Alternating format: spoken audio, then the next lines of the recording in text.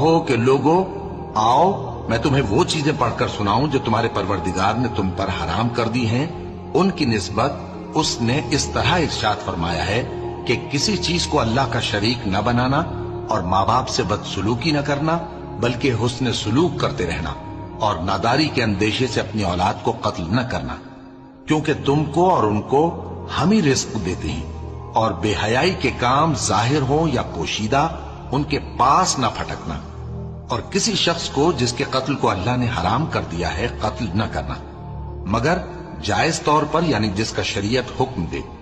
ان باتوں کی وہ تمہیں تاکید کرتا ہے تاکہ تم سمجھو، اور یتیم کے مال کے پاس بھی نہ جانا